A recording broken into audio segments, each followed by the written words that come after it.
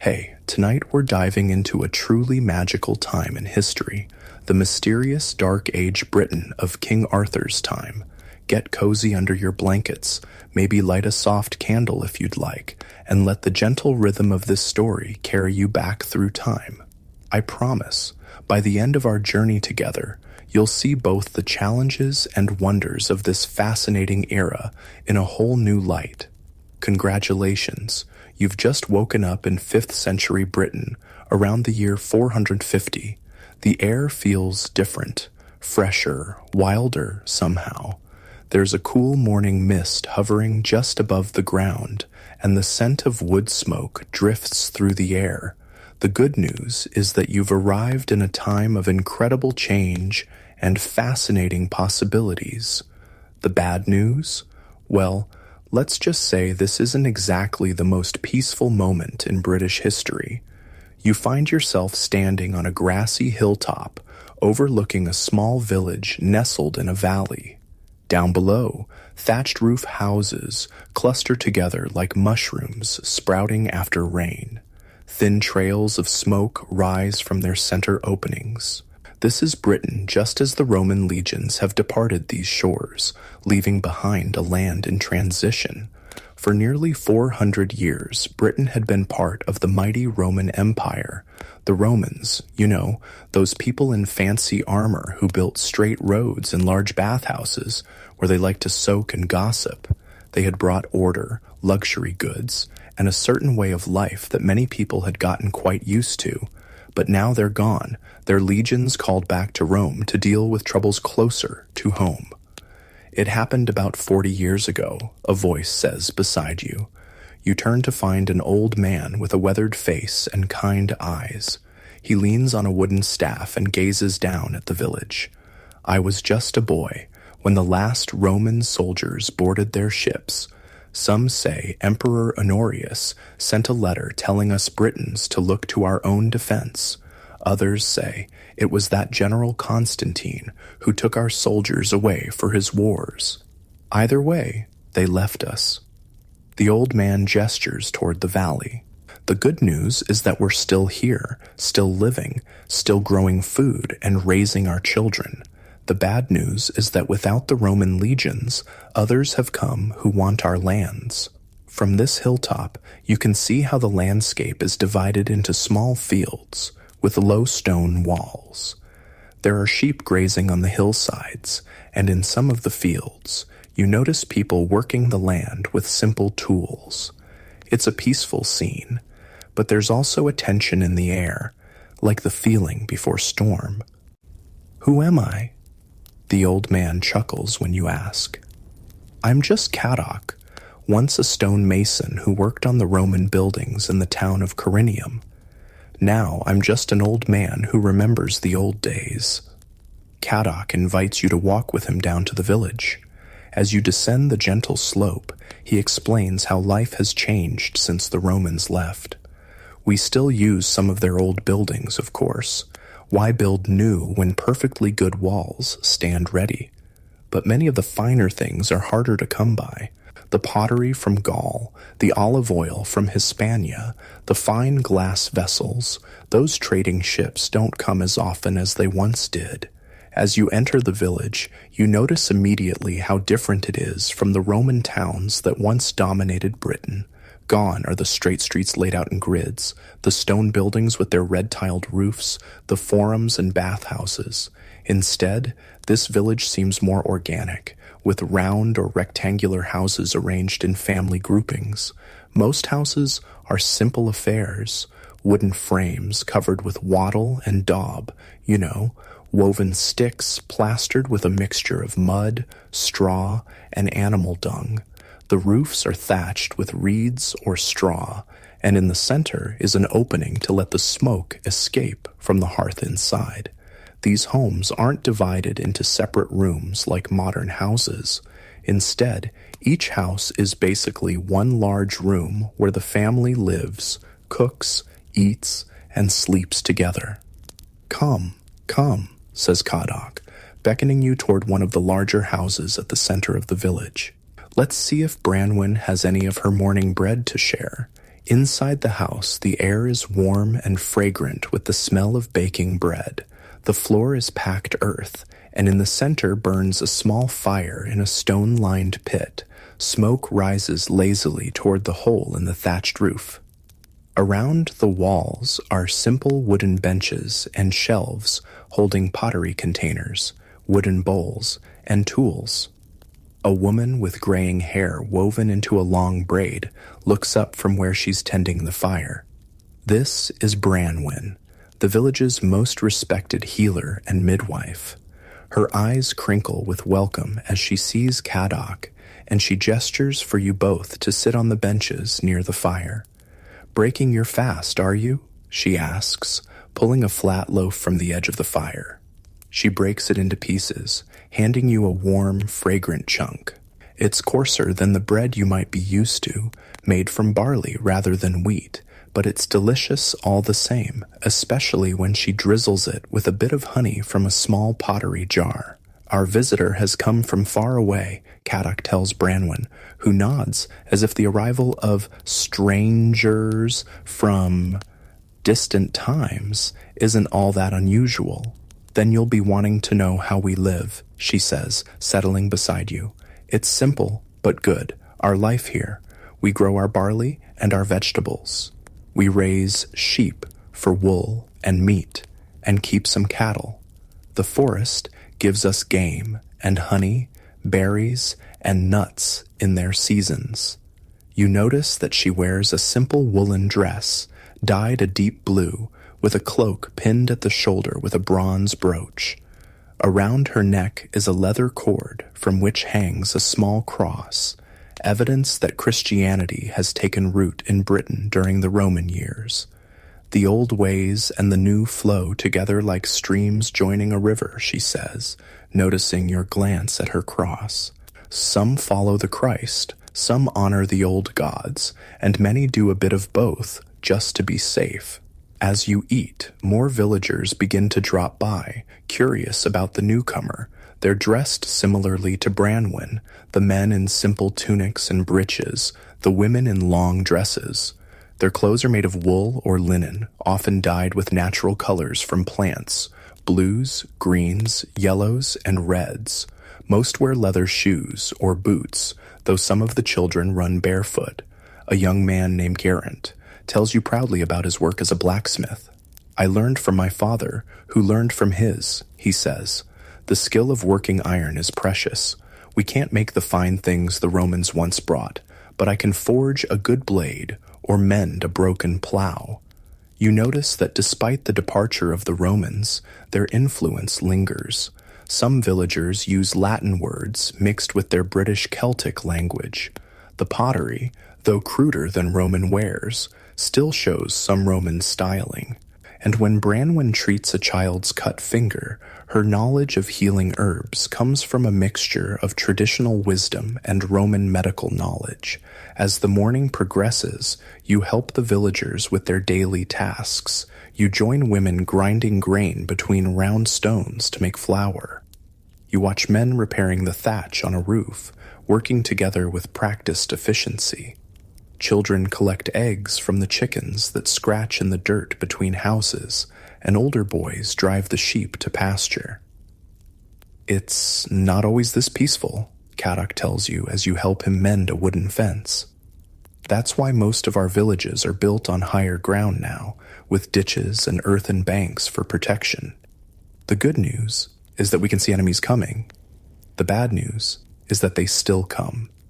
He explains how the departure of the Romans left Britain vulnerable.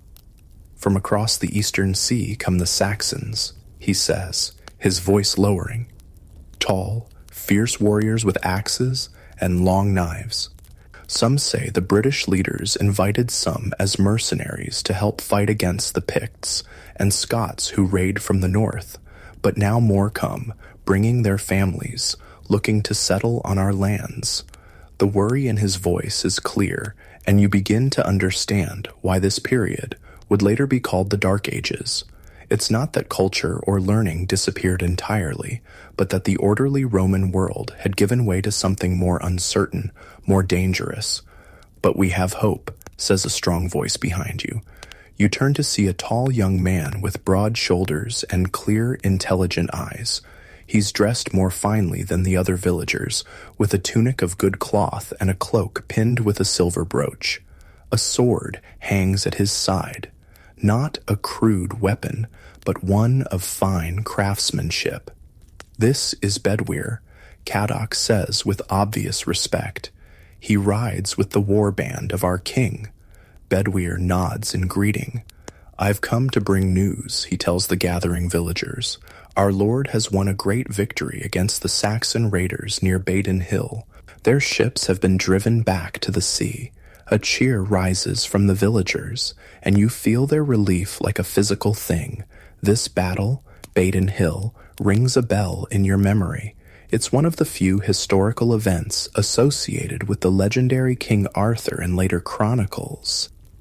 Is your lord? You begin to ask Bedwyr, but he's already moving toward Branwen's house, where it seems a council of village elders will hear his news in more detail. Come, says Caddoc, guiding you to follow. You should hear this too. Inside Branwen's house, more benches have been brought in, and the important people of the village gather. The blacksmith, a weathered farmer with calloused hands, an elderly woman whose intricate cloak pin marks her as someone of status, and several others. You and Caddoc find places at the edge of the circle. Bedwyr stands in the center, the firelight casting dramatic shadows across his face as he speaks. Our lord, the Bear of Britain, the Dux Bellorum, the leader of battles, has proven again why the tribes chose him as High King. You feel a tingle of excitement. The Bear of Britain, in Latin, that would be Ardus or Artorius, names that could easily evolve into Arthur in later tellings. The Saxons came with 30 ships, Bedwyr continues, landing near the old Roman fort at Portus Adorni. They burned 3 villages before our lord could gather his war band, but gather he did, calling on warriors from many tribes, the Dumnoni, the Cornovi, the Dobuni, and more. As Bedwyr speaks, you can almost see the battle in your mind's eye, not the romanticized version from later medieval tales, but something grittier and more real. Warriors in iron helmets and leather armor, carrying spears, swords, and round wooden shields, not knights in shining plate armor on horseback, but fierce fighters on tough little ponies or on foot in tight formations. Our lord led the charge himself, Bedwyr says with pride. His sword flashed like lightning in the rain. The Saxons broke before him, and those who could fled back to their ships. You notice how Bedwyr never actually names this lord, this Bear of Britain. Perhaps the name Arthur came later, or perhaps it was a title rather than a name. Historians have long debated whether Arthur was one real person, a composite of several leaders, or purely a legend. But in this moment, in this village, the people clearly believe in their protector. After the formal news, the meeting breaks up into smaller conversations. You listen as Bedwyr answers questions from the villagers. Yes, their lord's fortress at Cadbury is being strengthened with new earthworks. No, the Saxon leader called Aelle has not been captured, but has retreated to his settlements in the east. Yes, warriors from loyal villages would be welcome to join the High King's war band, especially those with their own weapons and horses. As evening approaches, the village prepares for a modest feast to celebrate the good news. A pair of geese are roasting over the communal fire pit at the village center. Women bring out loaves of bread, wooden bowls of peas pottage, a thick soup of dried peas, and crocks of ale made from fermented barley. The ale is served in wooden cups or pottery mugs, and you notice it's weaker than modern beer, safer to drink than water from streams that might be contaminated, and a valuable source of calories and nutrients for hard-working people. The feast is simple by modern standards, but to these villagers, it's a joyful occasion. As darkness falls, someone produces a small harp, and songs begin, some in British Celtic, some in Latin. The songs tell of brave deeds in battle, of the old Roman days, of the Christian saints who brought their faith to Britain, and of the old gods of hill and stream who some still honor in secret. Bedwyr sits beside you at one point and speaks in a lower voice.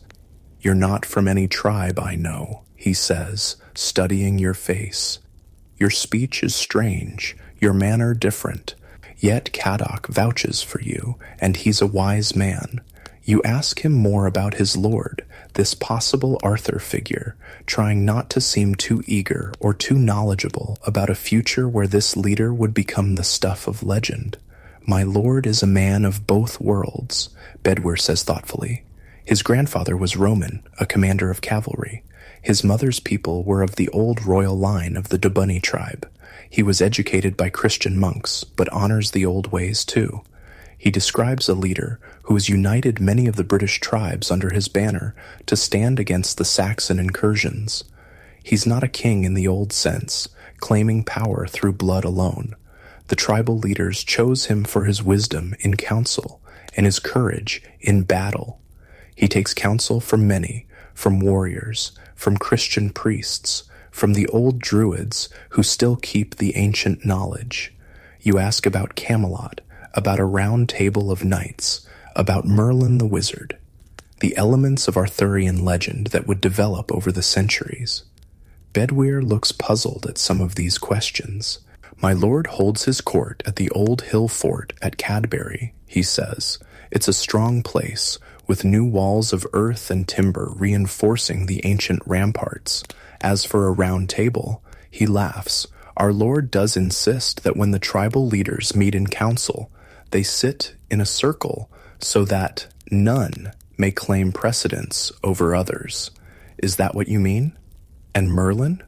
Bedwyr's expression grows more serious.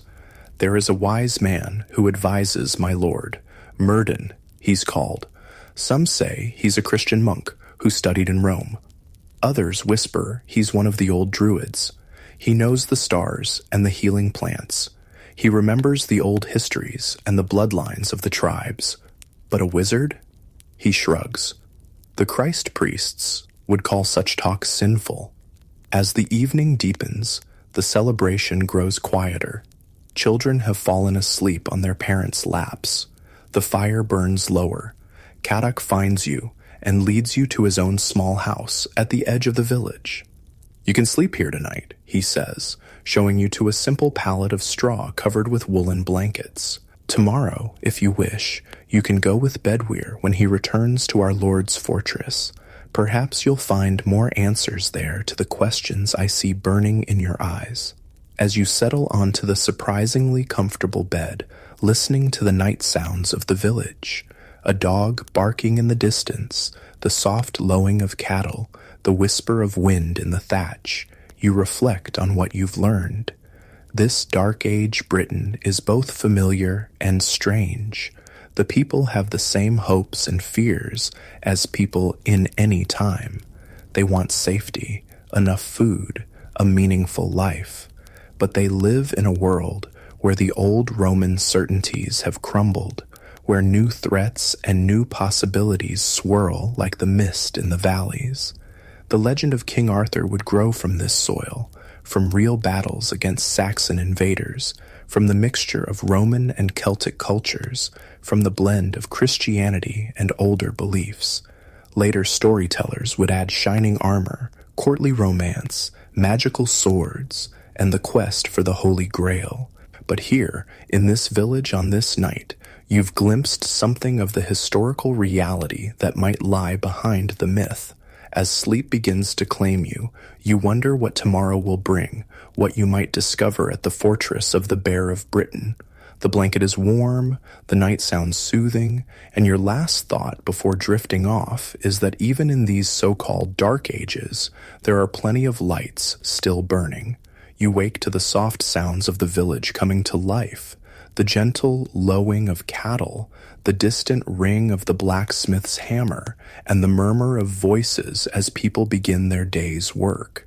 Sunlight filters through the small smoke hole in Caddoc's roof, casting a dusty beam across the packed earth floor. For a moment, You feel suspended between dreams and reality, between your own time and this ancient world of Dark Age Britain. Caddock is already up, stoking a small fire in the central hearth.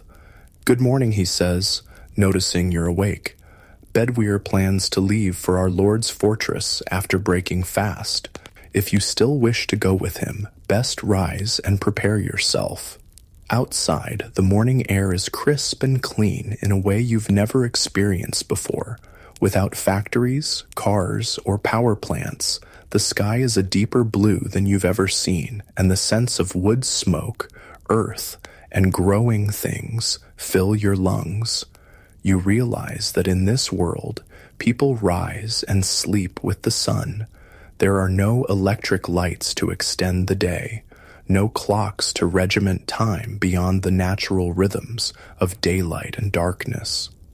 At the village center, people gather to share a morning meal of leftover bread, some early berries, and a thin porridge made from barley.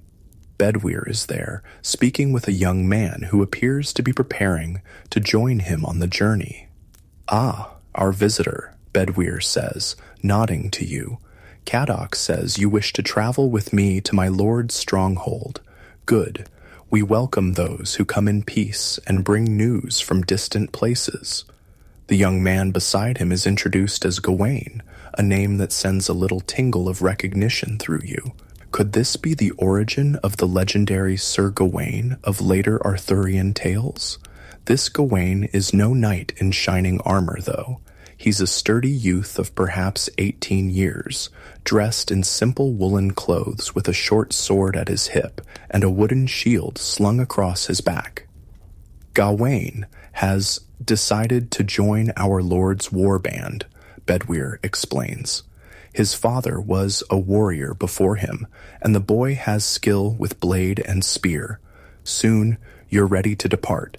The villagers gather to bid farewell, with Branwen pressing a small pouch of dried herbs into your hands. "For strength on the journey," she says with a warm smile. Caddock clasps your forearm in the warrior's grip that was common in these times. "Perhaps our paths will cross again," he says.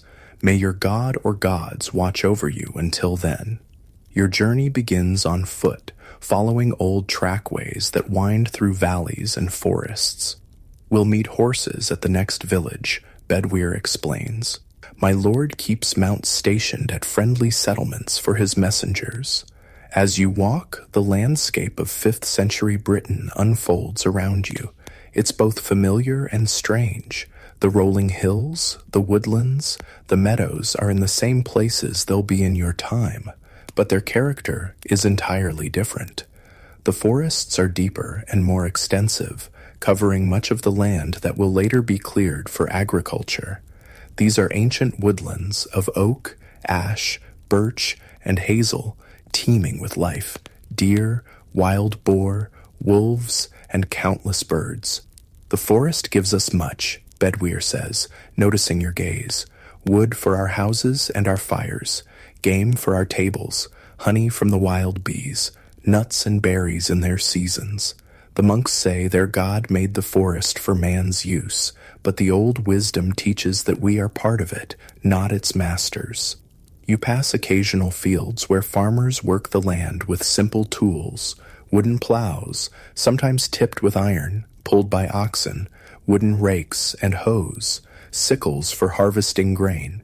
The fields are small by modern standards, often surrounded by earthen banks or rough stone walls. The good lands near the villages are worked in common, Gawain explains. Each family has their strip to tend, but all help with the plowing and harvesting. You notice that the crops are different from modern farms.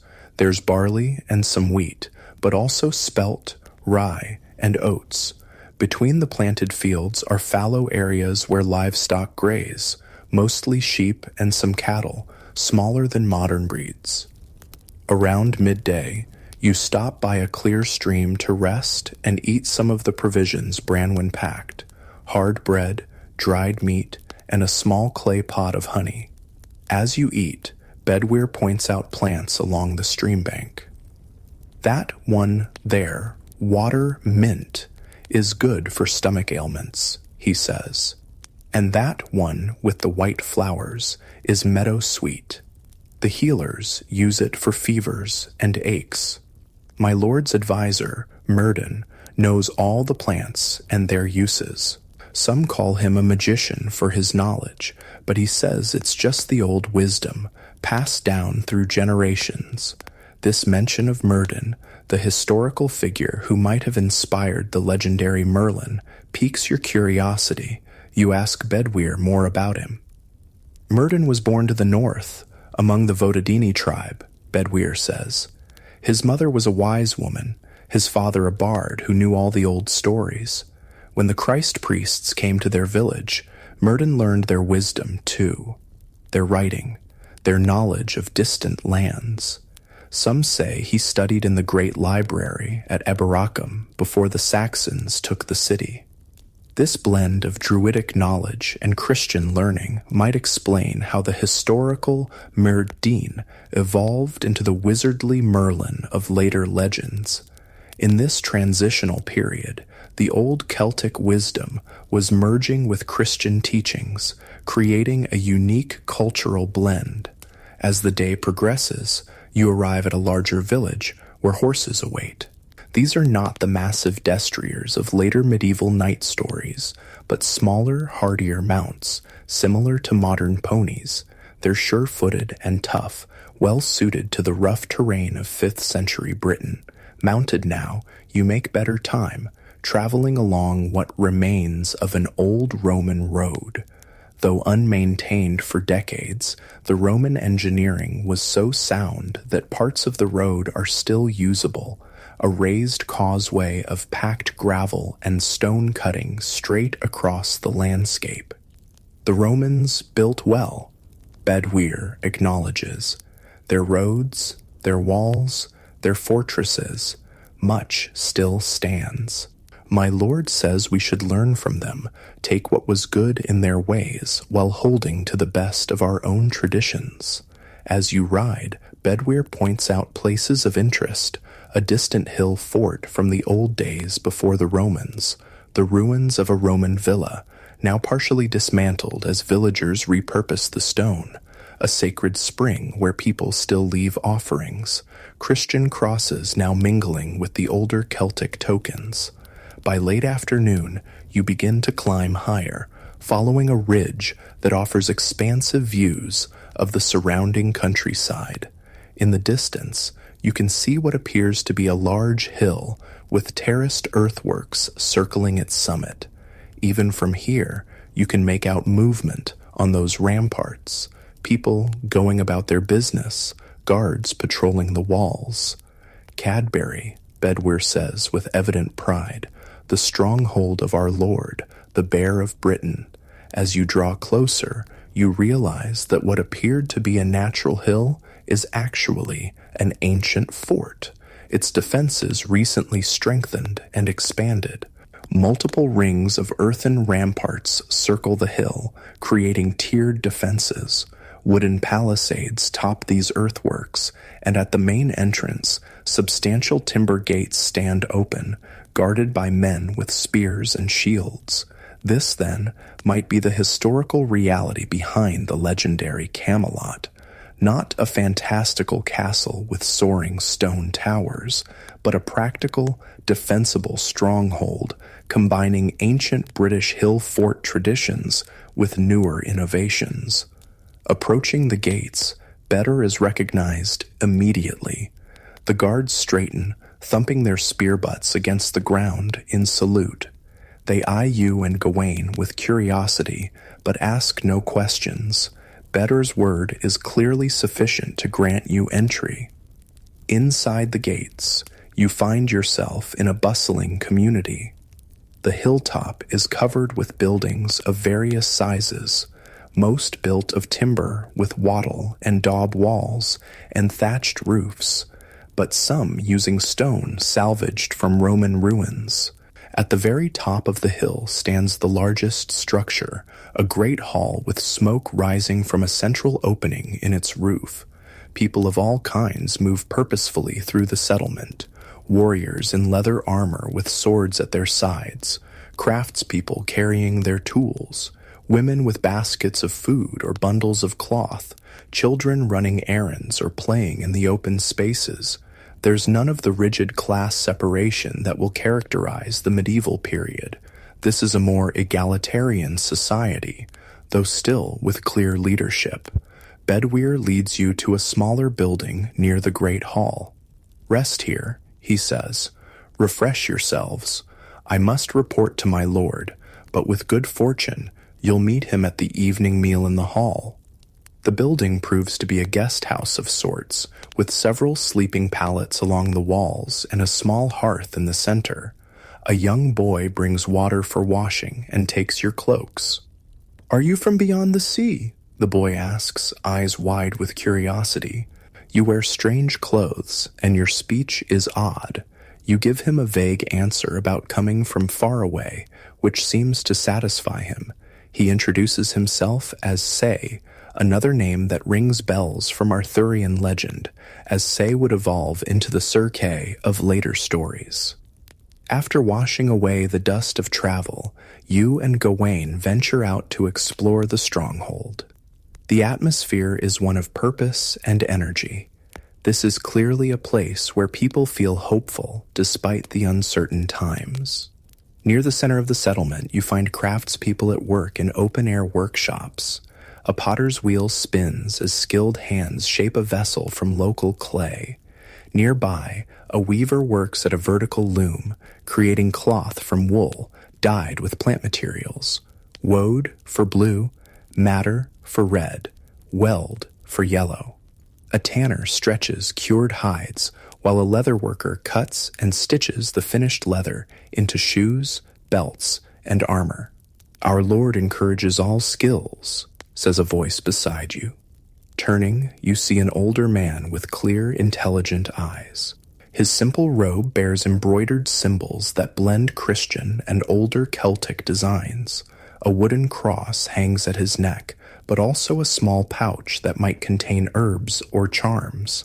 "I am Myrddin," he says, studying you with evident curiosity. "Bedwyr told me of your arrival. He says you ask many questions about our Lord and our ways. Your heart quickens at meeting this living version of Merlin, not a long-bearded wizard in starry robes, but a thoughtful man whose knowledge bridges multiple traditions.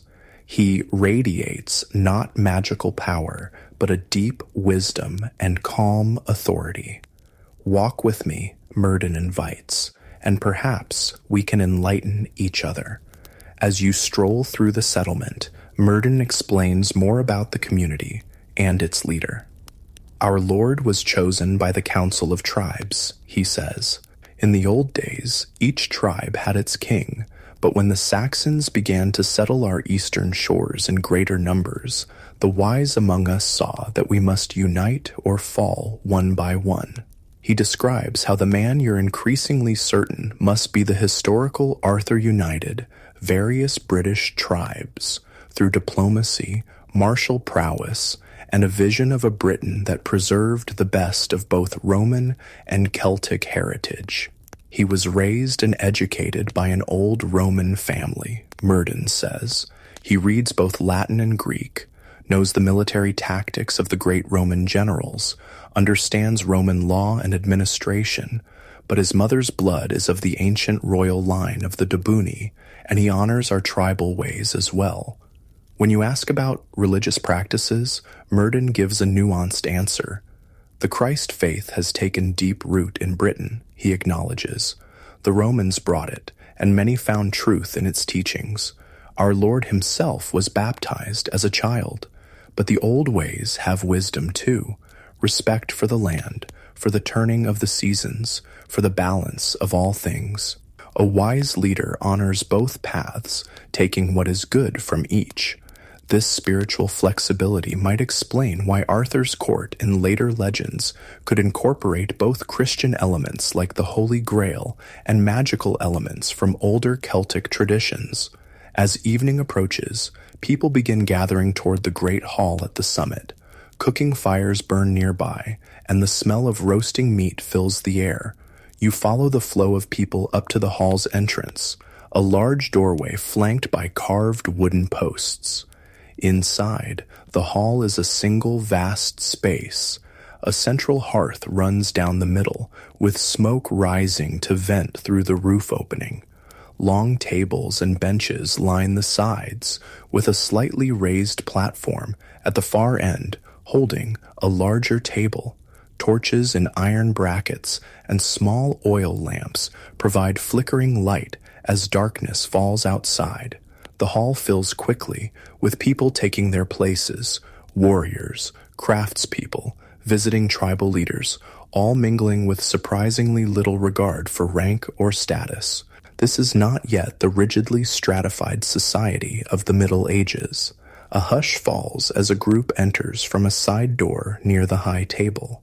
At their center walks a man of medium height but commanding presence. He's perhaps 40 years old, with dark hair showing touches of gray at the temples. He wears a fine tunic of deep red wool embroidered at the edges, with a cloak fastened by an impressive silver brooch. A sword hangs at his side, not the mythical Excalibur of legend, but clearly a weapon of fine craftsmanship. As this man takes his place at the center of the high table, Bedwyr appears at your side. "Come," he says, "our lord wishes to meet you." Heart-pounding, you follow Bedwyr to the high table. The man, surely the historical Arthur, though no one has yet spoken that name, regards you with keen intelligence. "Welcome to our hall," he says, in a voice accustomed to command, but warm with genuine welcome. "Bedwyr tells me you come from distant shores, with strange tales and questions about our ways." Before you can respond properly, there's a commotion at the hall's entrance. A warrior staggers in, blood seeping from a wound in his side. "My lord," he gasps, "Saxon ships, at least 20, landing near the old Roman port. They've burned the fishing village at the river mouth and are moving inland." The hall erupts in shouts and questions. The leader raises a hand, and silence falls immediately. "How many warriors?" he asks, his voice calm but urgent. "Several hundred at least," the messenger replies. "Led by a chief in a helm with raven wings." The leader nods thoughtfully, then begins issuing clear, concise orders. Warriors are to prepare to ride at first light. Messengers will be sent to allied villages to gather more fighters. Supplies must be readied for the campaign. As the hall buzzes with purposeful activity, the leader turns back to you. "It seems our conversation must wait," he says with a small smile. "War calls, as it so often does in these troubled times. But join us at our table tonight, and tomorrow, if you wish, ride with us to see how we defend our lands against those who would take them." You're seated near the high table, alongside Myrddin, who watches the proceedings with thoughtful eyes. Servants bring food: roasted venison and pork, barley bread, stewed vegetables, and small cakes made with honey. The drink is mead, a sweet fermented honey beverage, and a lighter ale made from barley. "This is the rhythm of our days," Myrddin comments quietly. Moments of peace and creation interrupted by the call to defend what we've built. It has been so since the legions left. Perhaps it will always be so. As the meal progresses, you observe the interaction between the leader and his people. There's respect, but not the fawning deference that will characterize relationships between lords and subjects in later medieval times. He listens to the council of tribal elders, of battle-hardened warriors, and of craftspeople with equal attention. When a dispute arises between two men over who should lead a particular warband, he settles it with wisdom and fairness. "He has created something rare here," Myrddin says, following your gaze. "Not just a warband or a tribal kingdom, but a community where all contribute according to their skills and all have voice in council. The Romans had their assemblies, and the tribes had their councils. Our Lord takes the best of both traditions." You notice that around the high table sit representatives of different tribes and regions, some with the dark features common to the original Britons, others with the lighter hair that might indicate some Roman ancestry. They're men and women alike, each apparently respected for their wisdom or skills. Is that the origin of the Round Table? You ask Murden in a low voice. He looks at you with renewed curiosity. Round Table? An interesting phrase. Our Lord does insist that in council we sit in a circle so that all may see each other's faces and speak with equal voice. In the old days, the tribal kings would argue endlessly about who should sit in the place of honor. Our Lord says that in his council, the only place of honor is earned by wisdom and courage, not by birth alone. This practical arrangement for tribal governance, it seems, would evolve over centuries of storytelling into the legendary Round Table of Arthurian romance. After the meal, warriors gather in small groups, preparing for tomorrow's campaign. Some sharpen blades or repair leather armor. Others speak in low voices about tactics and previous battles. A few seek quiet moments with loved ones before departure. You find yourself drawn to a small group near the edge of the settlement, where Bedwyr is instructing younger fighters, including Gawain. By the light of a small fire, he demonstrates sword techniques, moving with practiced grace. The Saxon fights with fury and strength, he explains. He charges forward with his shield and strikes with his long knife. But fury can be turned against itself. The disciplined warrior steps aside, lets the charge pass, then strikes. He demonstrates a fluid movement, stepping past Gawain's practice lunge and tapping him lightly on the back. This is not the stylized combat of later medieval romances, but practical battlefield technique, focused on survival and victory. These warriors aren't knights in shining armor, but practical fighters in leather and wool, carrying shields of lindenwood, spears of ash, and iron-bladed swords. As the evening grows later, people begin to seek their rest in preparation for the early departure. You return to the guest house, where pallets have been prepared with surprisingly comfortable bedding, woolen blankets stuffed with clean straw. Though you lie down, sleep proves elusive. Tomorrow, it seems, you'll witness a Dark Age battle, perhaps one of the very conflicts that would eventually be recorded in the sparse historical accounts of this period and later expanded into the legendary battles of King Arthur. Through the smoke hole in the roof, you can see stars, brighter and more numerous than in your light-polluted modern world. They're the same stars that have watched over humanity for countless generations, silent witnesses to the rise and fall of empires, to moments of greatness and terrible darkness. In this liminal space between wakefulness and sleep, between your own time and this ancient world, you reflect on what you've learned. The historical reality behind the Arthurian legends seems both more ordinary and more remarkable than the medieval romances would suggest. No magical sword Excalibur here, no wizardly spells from Merlin, no knights in shining armor, but something perhaps more impressive, real people fighting to preserve their way of life, to build something lasting in a time of great uncertainty. The soft sounds of the stronghold settling for the night eventually lull you towards sleep. The distant murmur of voices, the occasional bark of a dog, the whisper of wind through thatch. Your last conscious thought is anticipation of what tomorrow will bring.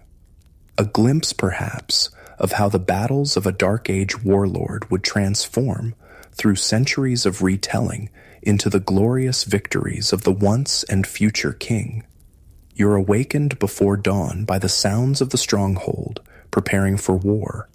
The low murmur of voices, the clink of weapons being gathered, the nickering of horses. For a moment, you lie still, remembering where you are, a guest house in a hill fort in 5th century Britain, about to witness events that might form the historical basis for the Arthurian legends. Outside, the eastern sky shows just the faintest lightning, stars still bright overhead. The air is cool and misty, carrying the scent of cook fires and damp earth. People move through the pre-dawn darkness with purpose, their faces serious but not panicked. This, you realize, is a community accustomed to threat and response. Bedweir appears at the guest house door. "Our Lord says you may ride with us if you wish," he says. Not in the battle line, of course, but with the observers on the ridge. Few from distant lands have seen how we fight to defend our homes. You agree readily, curious to witness history unfolding before your eyes. Bedweir nods and gestures toward a small cook fire where people are gathering to break their fast. "Eat," he advises. "We have a long ride ahead, and none can say when we'll next have leisure for food." The pre-battle meal is simple but hearty: barley porridge sweetened with honey, hard bread, and strips of smoked meat. A woman moves among the warriors with a large pottery jug, pouring a thin ale into wooden cups. This morning drink isn't for intoxication, but for calories and liquid, important for men about to exert themselves in battle.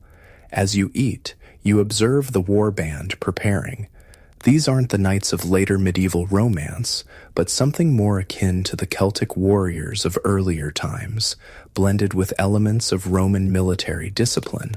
Some wear leather armor reinforced with metal plates, others wear mail shirts, thousands of interlocked iron rings that offer good protection against slashing weapons. Most have iron helmets, many clearly repurposed from old Roman designs. Their weapons are practical and deadly: iron-bladed spears with ash shafts, swords of various designs, small throwing javelins, and round shields made of wood covered with leather or linen. Some carry bows, though these appear to be hunting weapons pressed into military service rather than the specialized war bows of later centuries.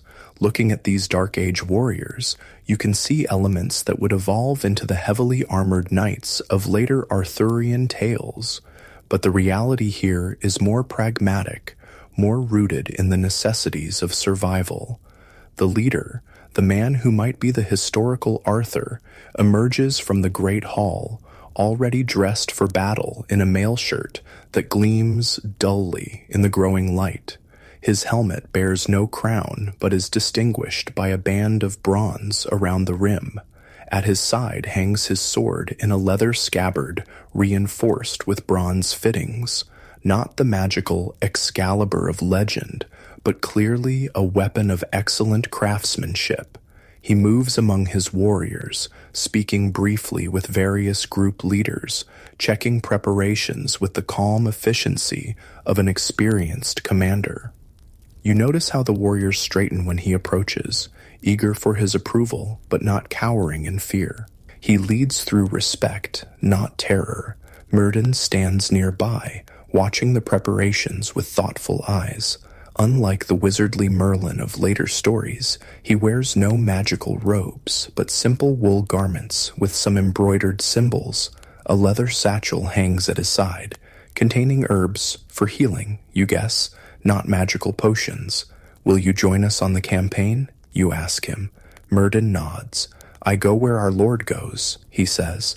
"My knowledge of herbs can mend wounds, and sometimes my counsel aids in understanding our foes." "And you?" Bedweir says you'll observe from the ridge. When you confirm this, Myrddin studies you with those penetrating eyes. "Good. Watch carefully then. What you witness today is not just men fighting men. It is the meeting of different worlds, different visions for what these islands might become. Soon the war band is mounted and ready to depart. Perhaps 300 warriors in total, some on horseback, others on foot, arranged not in rigid formations, but in groups based on tribal affiliation or family bonds. These groups have trained together, fought together, and trust each other in the chaos of combat. You're provided with a sturdy pony and placed in a small group of non-combatants, a couple of tribal elders too old to fight but valued for their counsel, a young monk who serves as a scribe, and several messengers who will carry news of the battle to allied settlements. As you ride out through the gates of the stronghold, the sun peaks above the horizon, burning away the morning mist and revealing a landscape of rolling hills, patches of ancient forest, and small cultivated fields. The column moves at a steady pace, following old trackways that wind across the countryside. We go to the river crossing near the old Roman port, explains one of the elders riding beside you, a weather-beaten man named Geraint. If the Saxons wish to move inland, they must cross there. Our Lord plans to meet them at the ford. The strategic thinking is sound.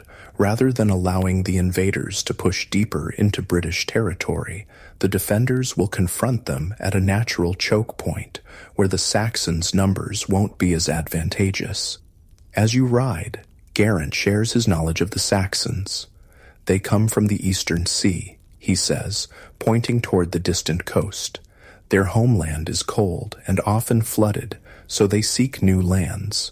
Some were invited as mercenaries generations ago to help defend against the Picts and Scots from the north. But more came, bringing families, looking to settle. He describes the Saxon culture as different from the Romano-British, more tribal, less influenced by Roman ways. They have their own gods, their own customs, he explains.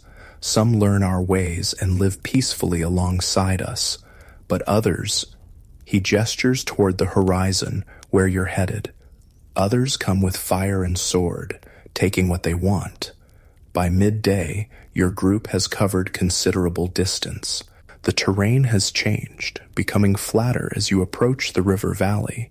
In the distance, you can see a thin column of smoke rising, evidence, perhaps, of the village the messenger mentioned being burned.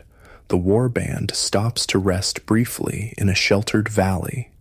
Food is distributed. More hard bread, dried meat, and some early summer berries gathered along the way.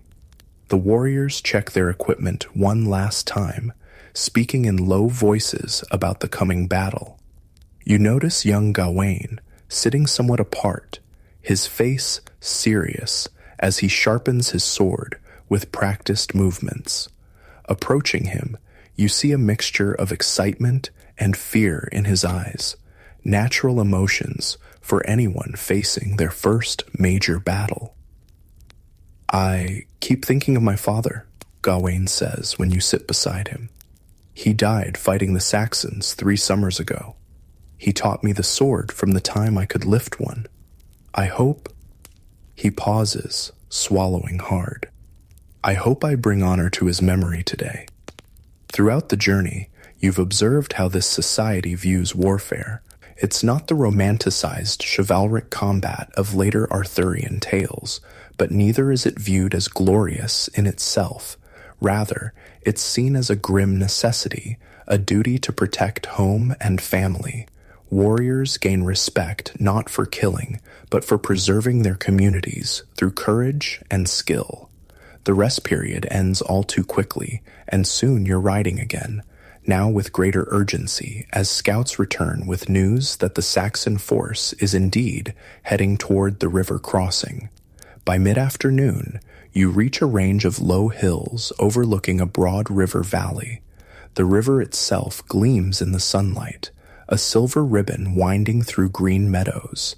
At one point, the river widens and shallows, the ford where the confrontation will happen. On the far side of the river, you can see movement, the Saxon war band emerging from a distant wood.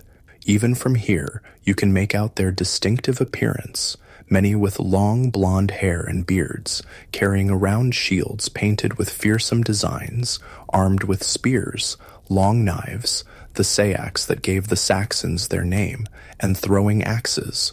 Bedwyr leads your group of observers to a position on a hilltop with a clear view of the ford, but well back from the potential fighting. "Stay here," he instructs. "You'll see all that happens, but be safe from stray arrows or flanking movements." From this vantage point, you watch as the British force deploys with impressive discipline. The leader, this proto-Arthur figure, positions his warriors carefully. Spearmen form a shield wall near the ford, creating a bristling barrier of points. Behind them, sword fighters wait to exploit any breach. On the flanks, mounted warriors prepare to sweep around and attack from the sides if opportunity presents. Murden comes to stand beside you on the hilltop, his eyes narrowed as he studies the deployment. "Our Lord learned much from the old Roman manuals of war," he comments, "but he adapts their teachings to our weapons, our terrain, our enemies. That is his genius." As the Saxon force approaches the opposite bank, you witness something unexpected. Rather than immediately attacking, the British leader rides forward with just a small honor guard and raises his hand in a gesture for parley. After some visible discussion among the Saxon leaders, one of them, a tall figure in a helm adorned with raven wings, steps forward with his own guards. The two leaders meet in the shallows of the ford, water swirling around their horses' legs. Though you're too far away to hear their words, you can see they speak for some time, gestures occasionally punctuating their conversation. "What are they doing?" you ask Murden. "Our Lord always offers peace before war," the advisor explains. "He offers the Saxon leader land east of the river if they will settle peacefully and acknowledge his overlordship. Some accept such terms. Not all Saxons come for bloodshed alone. Many seek only land for their families." After what seems an eternity of tense conversation, the two leaders turn back to their respective forces. From the continued preparations on both sides, it's clear that peace has not been achieved. "The Saxon wants more than our Lord can give," Murden sighs. "So now blood must speak where words fail." What follows is not the choreographed, one-on-one combat of later Arthurian romances, but the harsh reality of Dark Age warfare. The Saxons advance across the ford in a wedge formation, shields overlapping, voices raised in a rhythmic chant that carries clearly across the valley. The British spear wall stands firm, presenting a hedge of iron points. From your distant vantage point, the battle unfolds like a living tapestry, terrible in its way, but also grimly fascinating as an historical moment. The initial clash sends ripples through both formations. Men fall on both sides. The ford's waters run red. For a time it seems the Saxon wedge might break through the British center by sheer momentum and weight of numbers. But then you see the British leader, this historical Arthur, move his mounted warriors in a sweeping arc to strike the Saxon formation from the flank. The maneuver works brilliantly, caught between the spear wall to their front and mounted warriors on their flank. The Saxon formation begins to crumble. Individual combats break out across the ford and on both banks, warriors grappling in the mud, the clang of weapons carrying clearly in the afternoon air. Through it all, you can track the British leader by his distinctive helmet and the banner carried nearby. A red dragon, you realize, a symbol that will feature prominently in later Arthurian legends. He fights not from a safe distance, but in the thick of combat, his sword rising and falling, his shield turning aside Saxon blows. He leads from the front, Geraint says beside you, pride evident in his voice. That is why men follow him, not because of his birth or wealth, but because he never asks others to take risks he will not take himself.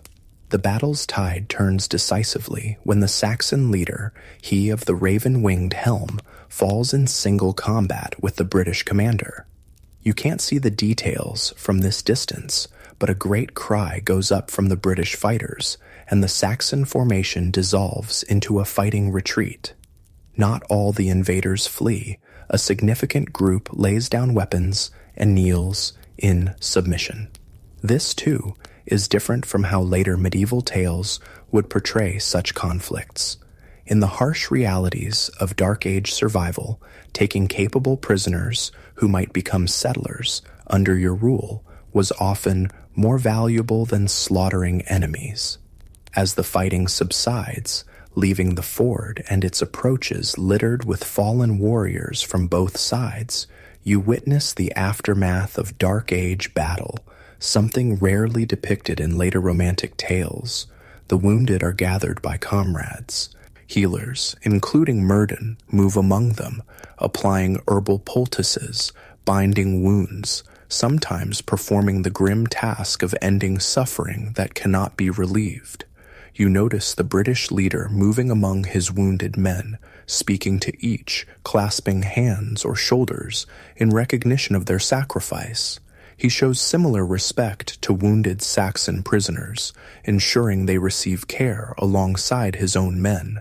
This compassion toward defeated enemies might help explain how, in later centuries, Arthur would be remembered not just as a successful warlord, but as an exemplar of noble kingship. As evening approaches, a temporary camp is established on the British side of the ford. Fires are lit, sentries posted against any renewed attack. The dead are gathered for burial, British warriors to be returned to their home settlements for proper rites, Saxon dead to be buried in a common grave with whatever rituals their surviving countrymen deem appropriate. You're permitted to join Myrddin as he works among the wounded, applying his knowledge of herbal medicine. His methods blend practical Roman medical knowledge with older Celtic healing traditions. For pain, he uses extracts of willow bark, a natural source of the same compound found in modern aspirin. For preventing wound infection, he applies poultices of garlic, honey, and certain molds, practices that foreshadow modern antibiotic treatments. The Romans knew much of healing, Myrddin explains as he works, but our own wise women and healers preserved older knowledge too. Both traditions have value. You notice that while Myrddin works, he often murmurs what sound like prayers or charms, some invoking Christ as healer, others seeming older, perhaps addressed to Celtic deities of healing like Brigantia. Again, this blend of traditions characterized the transitional nature of Dark Age Britain. As darkness falls completely, you join a small gathering around one of the fires. The British leader is there, his armor removed to reveal a simple tunic, now stained with blood and mud. A minor wound on his forearm has been bandaged. He accepts a wooden cup of mead with a nod of thanks, his face showing the fatigue of battle but also quiet satisfaction at the day's outcome. Myrddin sits beside him, speaking in low tones. You catch fragments about the Saxon prisoners, arrangements for wounded warriors, plans for the next day's march back to the stronghold. This isn't mystical counsel from wizard to king, but the practical advice of an experienced advisor to a military leader. When they notice you hovering nearby, the leader gestures for you to join them. "Come, traveler," he says. "Sit and warm yourself. This has been a hard day, but a good one for our people." Settling beside the fire, you're struck by the man's presence. He's neither the mythical figure of later romances nor a simple barbarian warlord. Instead, you see someone educated in Roman ways, but deeply connected to his British tribal roots, a leader trying to preserve what's valuable from the past while adapting to the harsh new realities of a post-Roman world. When you carefully ask about his background, confirming what you've heard from others, he nods. "My grandfather was a Roman officer," he explains, "commander of cavalry along the northern frontier. He married a woman of the Brigantes tribe. My father served Rome too, until the legions were recalled. He taught me Roman letters, Roman tactics, but my mother was of the royal line of the Debuni, and from her I learned the old stories, the old ways." you realize you're hearing the life story of someone who might well be the historical Arthur, not the magical king of medieval romance, but a real Dark Age leader whose accomplishments would, over centuries of retelling, transform into legendary deeds. The Saxons call me Artorius Bear Killer, he continues with a small smile, because of a bear pelt I wore in my first battle against them. My own people shortened it to Artus or Art. Names matter little.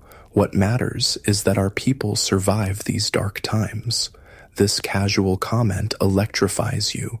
Here, perhaps, is the origin of the name Arthur, a battle title that would eventually become inseparable from the legend. As the evening deepens, warriors gather around various fires, sharing food and drink, treating wounds, remembering fallen comrades.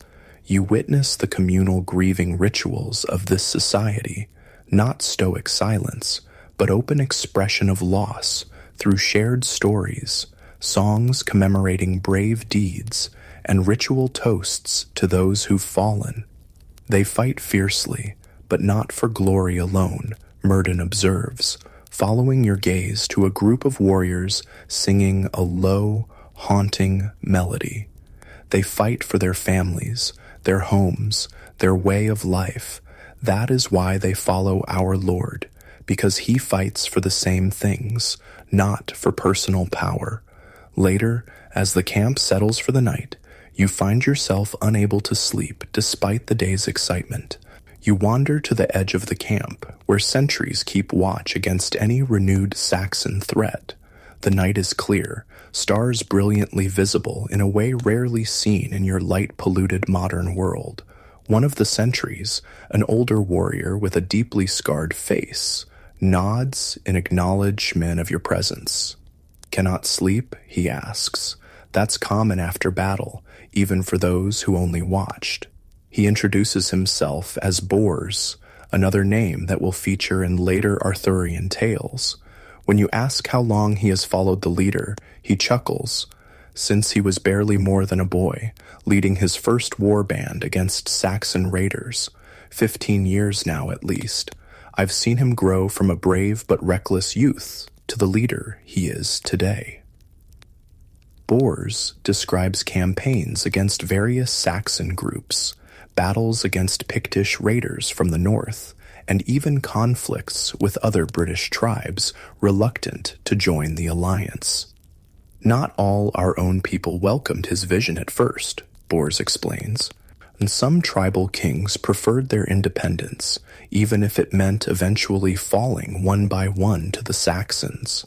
His account helps you understand how this historical leader, whether named Arthur or something else, created a briefly unified British resistance against Saxon expansion, an achievement that would later be romanticized into the glorious realm of Camelot. Will we defeat them all in the end? Bors muses, gazing toward the eastern horizon where Saxon settlements lie. Who can say? They are many, and more come each year. But while our Lord lives, we hold them back, maintain something of the world we knew before. This realistic assessment matches the historical record. The Saxon advance was temporarily halted in the late 5th and early 6th centuries, possibly due to British resistance under a leader like Arthur, but would eventually continue until much of what is now England fell under Saxon control. Returning to the main camp, you pass by where the leader sits in quiet conversation with Murden and a few other advisors. Their discussion appears serious, not just about tomorrow's return march, but longer-term strategies for defending British lands and preserving their way of life. You realize you're witnessing leadership in its most fundamental form, not the divine right of kings from later eras, but authority earned through competence, courage, and care for one's people. This, perhaps more than any magical sword or mystical quest, explains why the memory of Arthur would endure through centuries. He represented the ideal of just leadership in uncertain times. As you finally settle back onto your sleeping mat, wrapped in a woolen blanket against the night's chill, your mind whirls with all you've witnessed.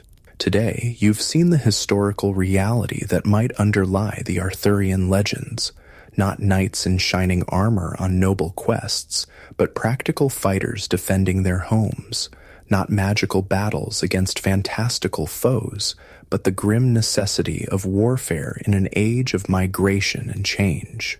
Not a mythical king touched by divine favor, but a skilled leader uniting diverse peoples against a common threat. The stars wheel slowly overhead, the same stars that have watched over Britain through Roman occupation, Saxon invasion, Viking raids, Norman conquest, and beyond. In the gentle rhythm of breathing from sleeping warriors nearby, in the soft crackle of banked fires, in the occasional whinny of tethered horses, you find a connection to this distant past that's more immediate and real than any romantic tale. Sleep comes at last, bringing dreams not of mythical quests and magical swords, but of the people you've met. Bedwyr the loyal warrior, Myrddin the wise advisor, Gawain the young fighter honoring his father's memory, and the leader himself, this possible Arthur, whose real deeds would someday transform into legend. In their faces, their words, their actions, you've glimpsed the human reality behind the myth, and somehow that makes the story all the more powerful. Morning comes with the calls of birds and the soft movements of the camp awakening. Your sleep, despite the hard ground beneath you, was surprisingly deep, perhaps the result of yesterday's excitement and emotional exhaustion. Opening your eyes, you see the sky lightening from deep blue to the soft pink of dawn, wisps of morning mist rising from the river where yesterday's battle was fought. The camp is already active, with warriors packing equipment, healers checking bandages on the wounded, and cooks preparing a simple morning meal. The practical efficiency of these people continues to impress you. There's no wasted motion, no unnecessary ceremony, just the focused activity of a community that understands its purpose. "Good morning," says a now familiar voice. Turning, you see Myrddin approaching with 2 wooden cups of steaming liquid. He hands one to you. "An infusion of mint and honey," he explains. "It refreshes after sleep and settles the stomach before travel." The warm drink is pleasant, and as you sip it, Myrddin explains the day's plans. "We return to the stronghold by a different route," he says. "Slower, to accommodate our wounded, but it allows us to pass through several allied settlements to spread news of the victory. Indeed, you soon observe a different rhythm to this day's journey. The war band moves at a deliberate pace, with wounded warriors transported on improvised stretchers, carried between horses, or supported on mounts led by companions. The Saxon prisoners, perhaps 30 men who surrendered during yesterday's battle, walk in a loose group, guarded, but not bound or mistreated. "What will happen to them?" you ask Bedwyr, who rides nearby. "They have sworn oaths to our Lord," he explains. "Some will be ransomed back to their people east of the river. Others, who have skills we need, smiths, carpenters, boat builders, may choose to settle in our territories under our protection." This pragmatic approach to former enemies reflects the fluid nature of Dark Age society, where practical alliances and the need for skilled hands often outweighed ethnic divisions. It helps explain how, over generations, Saxon and British communities would gradually integrate in some regions. As the column advances through the morning, you notice how the leaders constantly send scouts ahead and to the flanks. "The Saxons are not our only concern," Bedwyr explains when you ask about this vigilance. "Some British tribes to the west remain hostile to our lord's authority, and always there are outlaws and bandits who prey on travelers. By midday, your group approaches a small settlement nestled in a sheltered valley. Unlike the village you first visited, this one has more substantial defenses, a ditch and earthen bank topped with a wooden palisade. The gates stand open, however, and people stream out to greet the returning warriors. News of the victory has somehow preceded you, probably carried by fast-riding messengers dispatched during the night. The welcome is joyous, with women and children running to embrace returning fighters, elders nodding in approval, and the settlement's leaders stepping forward to formally greet the man you now know might be called Artorius, the possible historical Arthur. The column halts here for several hours, allowing the wounded to rest and everyone to enjoy a proper meal.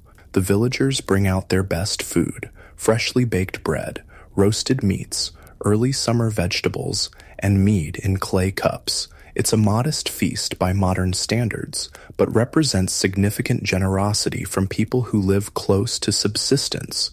During this rest period, you observe how information spreads in a society without printing or mass communication. The leader speaks formally to the village elders, providing a factual account of the battle. Meanwhile, warriors share their experiences with relatives and friends, embellishing some details while downplaying others. A youth with a small harp, a bard in training, you realize, moves among the groups, listening intently, occasionally asking questions. He gathers the stories, Murden explains, following your gaze to the young bard. He will shape them into songs and tales to be remembered when written words are few. In time, this battle will join others in the songs of our Lord's deeds.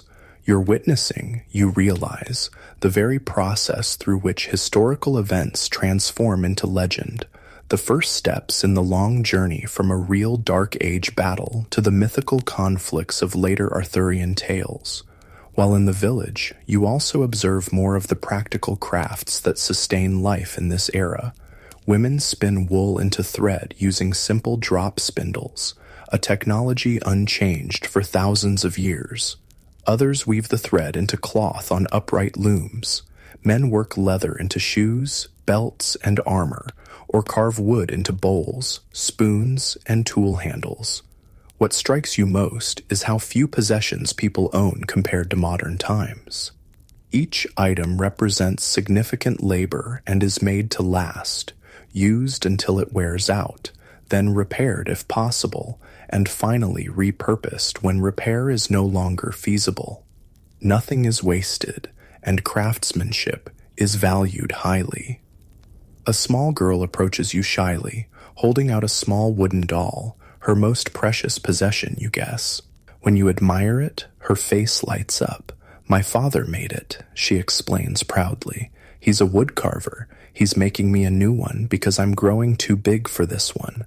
This simple interaction reminds you that despite the vast differences in material culture, the emotional lives of these people, their family bonds, their pride and skills, their small joys, remain recognizably human. As the day progresses, you witness another important aspect of Dark Age Britain, the religious practices that reflect a society in spiritual transition. The village has a small Christian chapel, a simple timber building with a cross mounted above its door, but near the edge of the settlement stands a sacred spring surrounded by stones, clearly a site of worship predating Christianity. When some of the wounded are brought to this spring for its healing waters, you notice how the attendants blend practices, making the sign of the cross while also leaving small offerings of food or flowers at the spring itself. No one seems troubled by this mixing of traditions. "The Christ faith grows stronger each generation," Murden comments, observing your interest. "The Romans brought it, and many find truth in its teachings. But the old ways knew things too, the healing powers of certain places, the turning of the seasons, the balance of all living things. A wise person honors both paths." This spiritual flexibility helps explain how elements of older Celtic beliefs, magical wells, enchanted landscapes, supernatural beings, would later intermingle with Christian elements in Arthurian legends. By mid-afternoon, your group is ready to continue the journey. The leader thanks the village elders for their hospitality, promising to send them iron tools and salt, valuable commodities, in appreciation. As the column reforms, you notice that a few village youths have joined the war band, eagerly accepting the chance to travel to the main stronghold and perhaps become warriors themselves. The afternoon's journey takes you through varied landscapes, open meadows where sheep graze, patches of ancient forest, and occasionally past the ruins of Roman villas or way stations, their stones partially reclaimed by nature or repurposed for newer, simpler buildings. Many great Roman works still stand throughout our lands, Bedwyr tells you. Roads, bridges, walls, buildings. We use what we can, but much of their knowledge has been lost. Our smiths cannot make steel of the same quality. Our masons cannot cut stone with such precision. Our potters cannot create such fine wares. This sense of living amid the remnants of a more sophisticated civilization helps explain the nostalgic quality that would later infuse Arthurian legends. The sense of a golden age lost, a civilization in decline trying to preserve what it can of former glories. As evening approaches, the column reaches another allied settlement, this one built directly on the foundations of an abandoned Roman fort. The square outline of the old Roman walls is still visible, though the current wooden palisade follows only part of the original perimeter. Within, Dark Age buildings, mostly timber and thatch, stand alongside the stone remains of Roman structures. After another welcome and another meal, simpler this time, as this settlement has less to share, you witness an evening gathering quite different from the previous night's tired camp. Now that the danger has passed and the wounded are being cared for, there's time for storytelling and music. In the central space of the settlement, villagers and warriors gather around fires as darkness falls. The young bard you noticed earlier produces his harp and begins to play, his fingers drawing surprisingly complex melodies from the simple instrument. He sings in the British Celtic language, though occasionally Latin phrases appear in his verses. Murden translates quietly for you. He sings of past battles, of great leaders who defended our lands against invaders.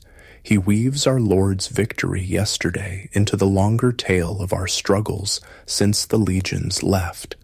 You're witnessing oral history in action, the preservation and transmission of cultural memory through song and story. This tradition, you realize, would eventually preserve the memory of leaders like Artorius long after their deaths, gradually transforming historical events into the legendary tales that would become the Arthurian cycle. Later in the evening, the leader himself speaks to the gathered community, not as a remote king pronouncing edicts, but as a first among equals, sharing plans and seeking input. He describes his strategy for securing the river frontier against further Saxon incursions, calling on this settlement to provide scouts and messengers for an early warning system. We cannot match the Saxons in numbers, he acknowledges candidly. They are many, and more come each season from across the eastern sea. But we can outthink them, outmaneuver them, use our knowledge of the land to our advantage. His practical approach to defense focused on realistic goals rather than grandiose visions of total victory, helps explain how British communities managed to halt the Saxon advance for a time, creating the historical circumstances that would later be romanticized as Arthur's glorious realm. When the formal meeting concludes, smaller groups form around the fires. You find yourself seated with Murden, young Gawain, sporting a bandaged arm from yesterday's battle, and several local elders eager for news from other regions. Their conversation reveals much about the challenges of this era, not just external threats from Saxons, Picts, and Irish raiders, but internal struggles too. Trade has diminished since Roman times, making certain goods scarce.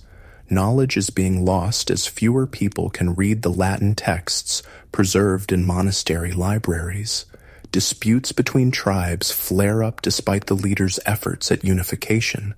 It was easier in some ways under Rome, admits one gray-haired elder. Their laws were clear, their roads were safe, their coins were trusted everywhere.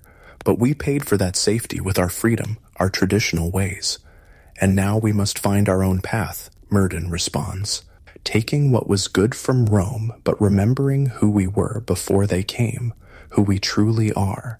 This tension between Roman and Celtic, between past and future, between different visions of Britain's destiny, would become a central theme in later Arthurian tales, expressed through conflicts between characters, representing different values and traditions.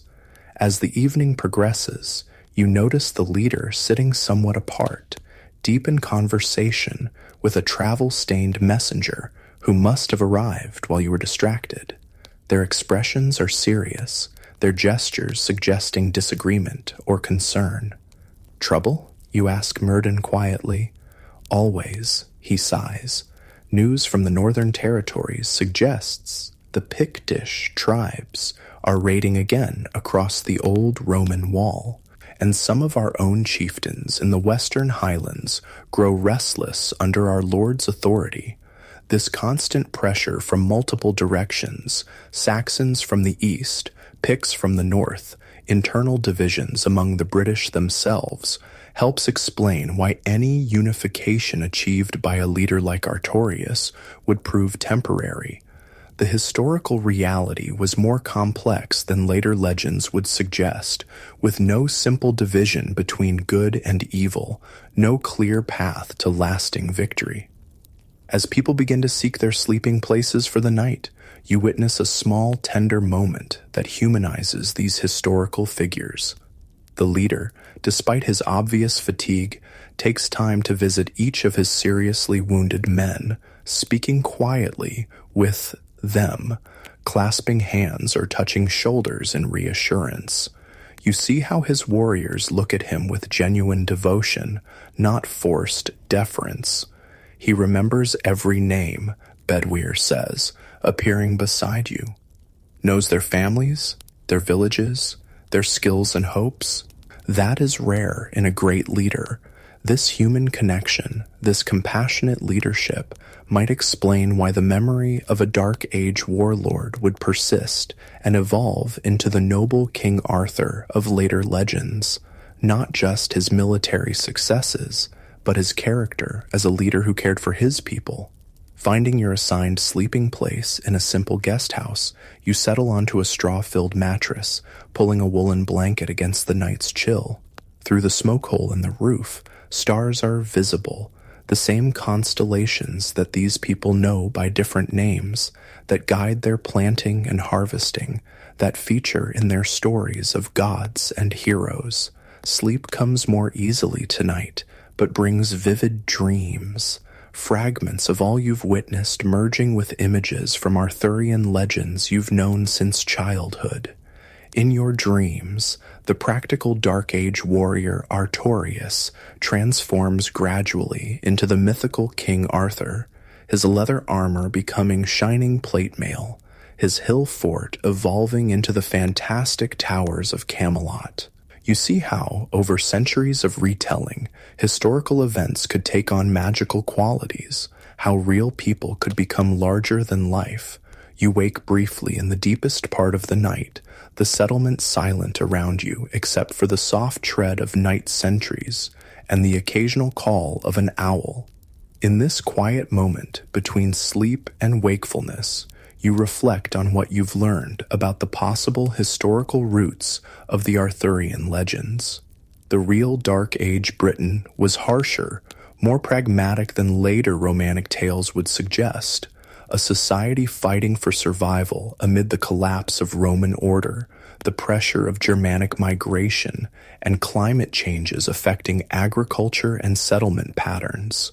Yet within this challenging reality, you've witnessed courage, wisdom, compassion, and community, the human qualities that would eventually be idealized in the Arthurian tradition.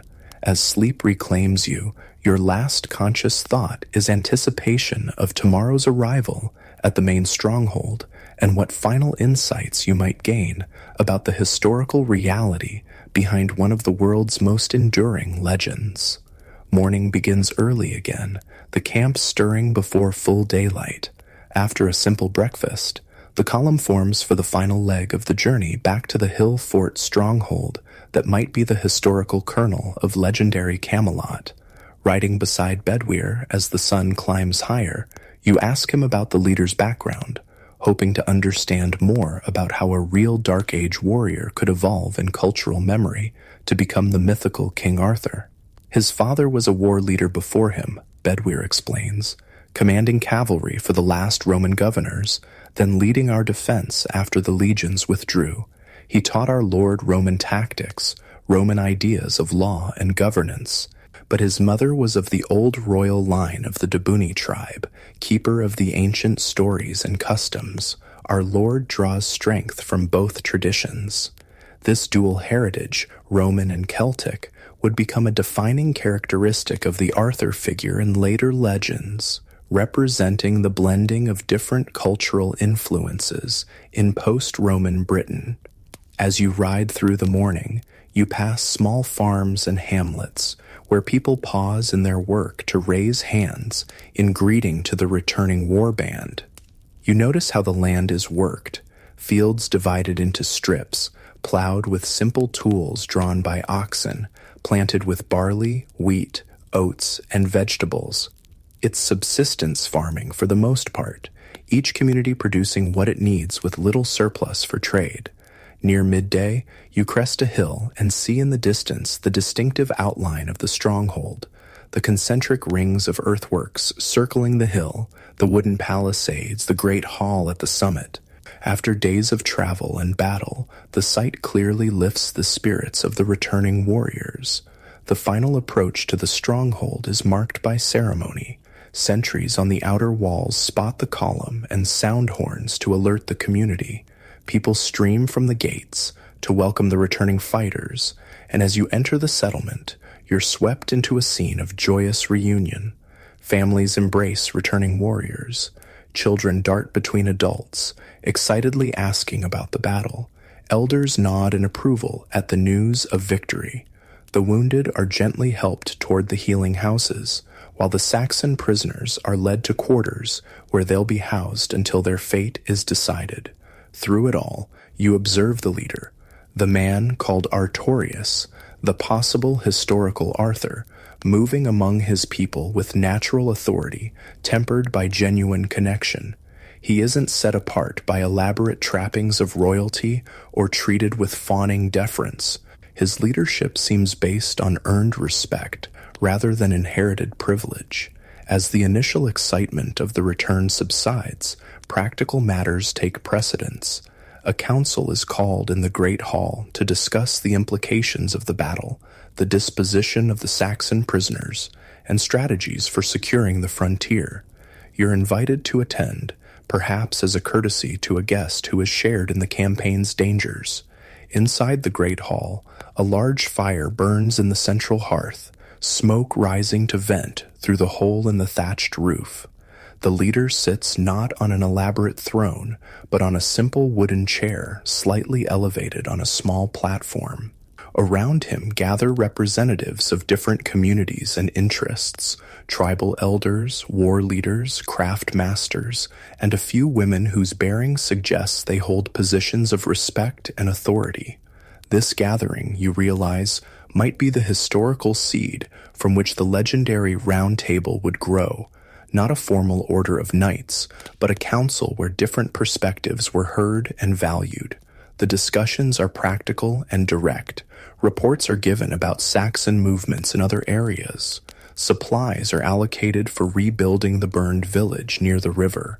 Arrangements are made for integrating those Saxon prisoners who wish to settle under British authority.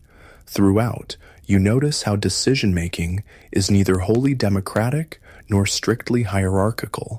The leader clearly has final authority, but seeks consensus when possible, listening to contrary views with genuine consideration.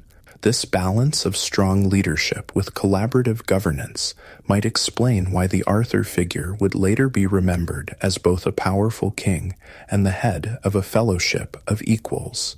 As the council concludes, with tasks assigned and plans agreed upon, you find yourself reflecting on what you've witnessed during your time in this Dark Age world.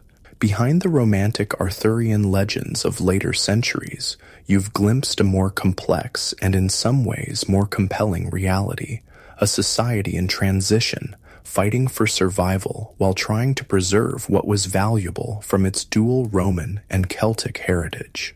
The real achievement of leaders like the historical Artorius wasn't establishing a fantastic realm of chivalry and magic, but something perhaps more impressive, holding together a fragmenting world, preserving knowledge and culture that might otherwise have been lost, and giving their communities a chance to adapt and survive through extraordinarily challenging times.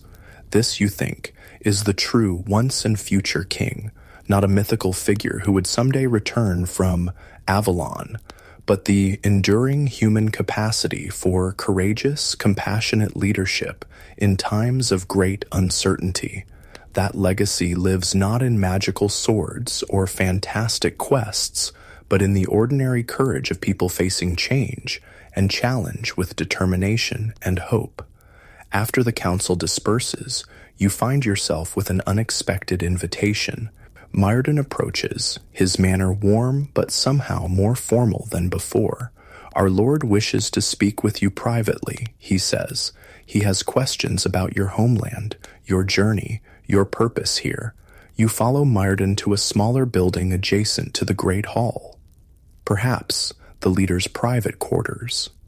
Unlike the communal spaces you've seen so far, this room shows evidence of more personal use.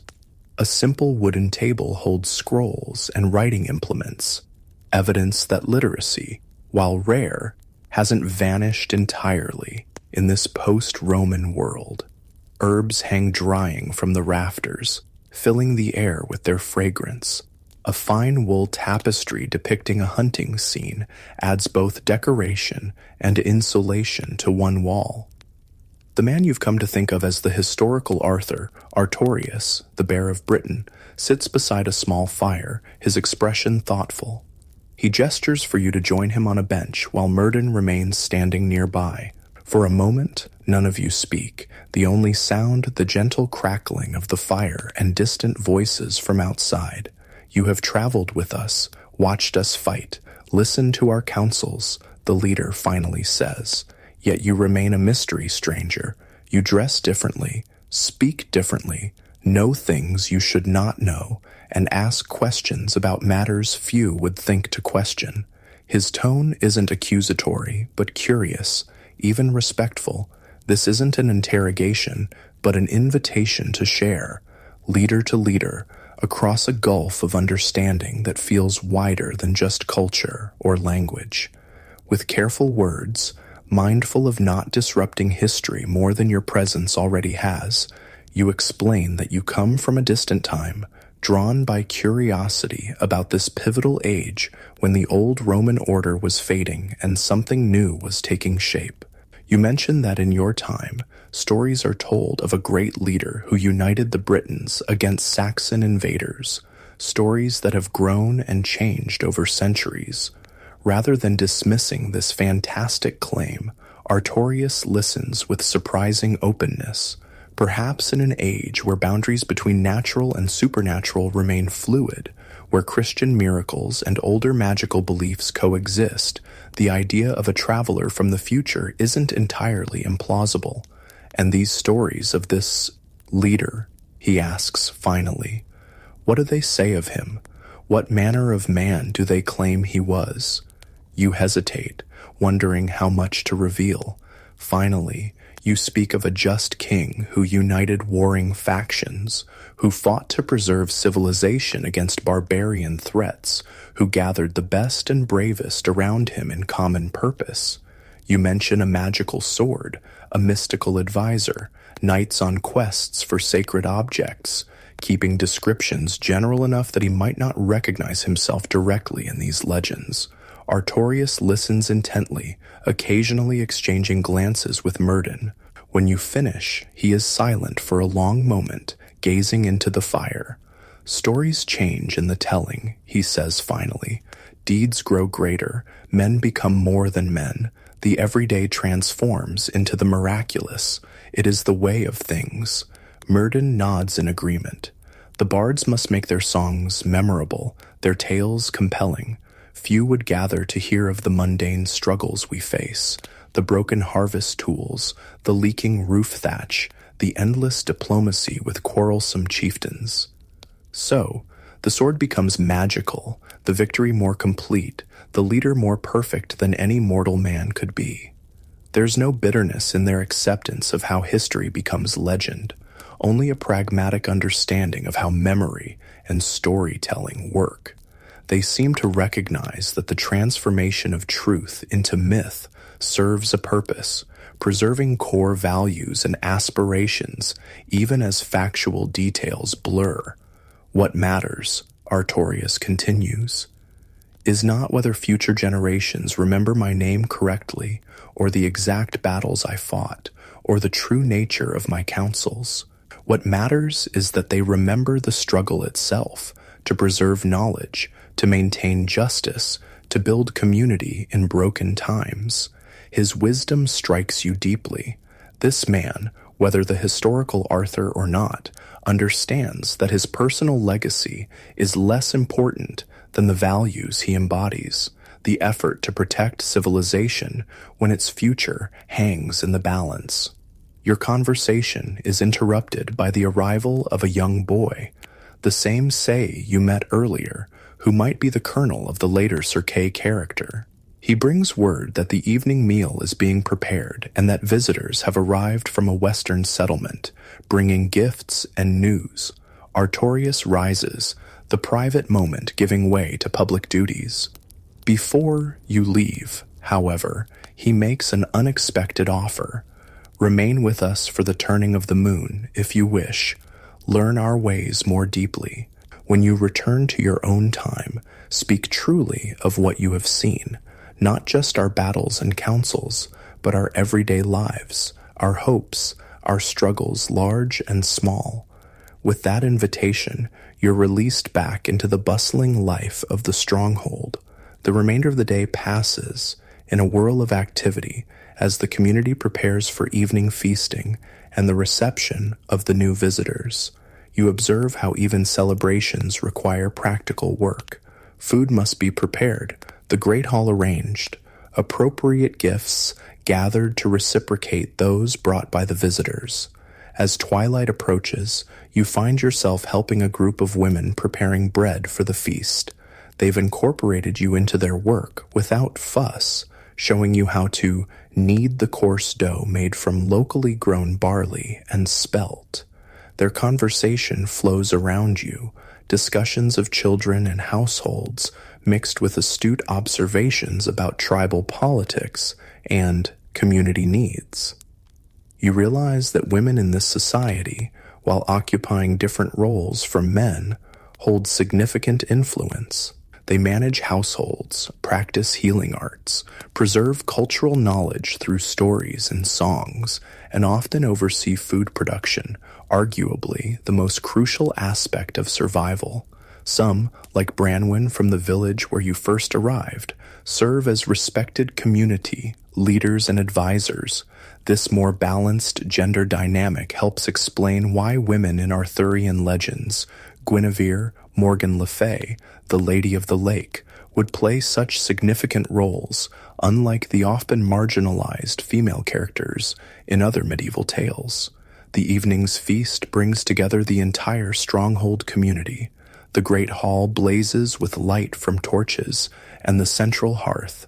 People arrange themselves on benches along trestle tables. with the main table at the elevated end occupied by Artorius, his chief warriors, Myrddin, and the visitors from the western settlement. These visitors bring interesting news. They speak of trading ships from across the western sea, from Hibernia, Ireland, and even further, from the lands the Romans called Hispania. Despite the disruption of Roman trade networks, some maritime commerce continues, bringing occasional luxuries and news from distant shores. The world has not ended with Rome's retreat, Myrddin comments, when you express surprise at this continued connection to distant lands. It has changed, yes, grown smaller in some ways, more fragmented, but people still travel, still trade, still seek new horizons. This perspective challenges the common modern view of the Dark Ages as a time of complete isolation and cultural regression. While certainly more limited than during the height of Roman power, connections remained, preserving threads of commerce and communication that would eventually strengthen again in later centuries. As the meal progresses, the formal business of the gathering takes place. The Western visitors have come seeking judgment in a dispute between neighboring communities over grazing rights. Artorius listens to both sides, asks penetrating questions, and finally proposes a solution that draws on both Roman legal principles and older tribal customs. You're struck by how justice functions in this society, not through written codes and professional courts, but through the wisdom of respected leaders applying practical solutions to maintain community peace. Yet, there's structure to the process, combining elements of Roman judicial procedure with Celtic tribal traditions. After the formal business concludes, the evening turns to entertainment. A bard from the western settlement performs, his harp skills clearly respected even in this martial community. He sings tales of heroes from the distant past, figures from Celtic mythology like Cuchulainn and Bran the Blessed, but also more recent stories, including accounts of Roman generals who defended Britain against earlier invasions. Most interestingly, he performs a new composition about yesterday's battle at the river crossing. Already, you notice how the actual events you witnessed are being shaped into more dramatic narrative. The leader's combat with the Saxon chief described in more elaborate detail, the victory more complete, the Saxon retreat more decisive than what actually occurred. And so it begins, Myrddin murmurs beside you. The transformation from deed to legend, from man to myth.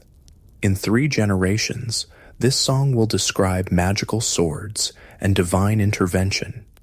His tone holds no criticism, only acceptance of the way human memory works.